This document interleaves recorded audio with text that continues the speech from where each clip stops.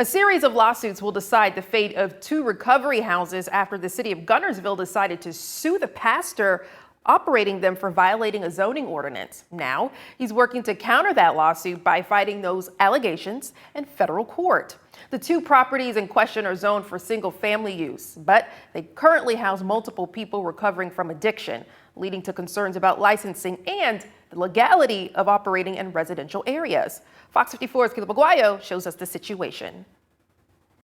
The city of Guntersville is looking to shut down the recovery house behind me, kicking multiple people to the curb who say they have nowhere else to go. It's all part of a lawsuit targeting two homes inside the city limits, part of the Jesus Recovery House, for being unlicensed to operate within a single-family residential area. However, Pastor Troy Blair says management of the recovery houses is family-oriented, with residents sharing responsibilities and holding each other accountable daily with no on-site supervision. He adds that keeps them from being qualified as family care homes requiring multifamily zoning. In fact, Blair is working on a fair housing complaint of his own to target the city of Guntersville in federal court for what he calls disability discrimination and retaliation against recovering addicts, a protected class. We're going to fight this tooth and nail. If I have to take it to the Supreme Court, we'll take it to the Supreme Court. But I want the addicts to know that they have rights.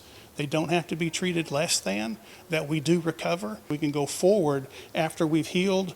We should be able to reintegrate back into society and live just like everybody else does. Some of those residents saying the support they've received has been life-saving, and a closure would force them back onto the street with no way to continue their recovery safely. In the meantime, Blair is working to develop a collective of nonprofits to share resources, advocate for recovery houses, and change state legislation to keep them inside city limits across Alabama. In Guntersville, I'm Caleb Aguayo, Fox 54 News. Blair says he's hired an attorney on retainer and vows to fight the city for what he sees as discrimination. Fox 54 also reached out to the city of Guntersville, which declined to comment.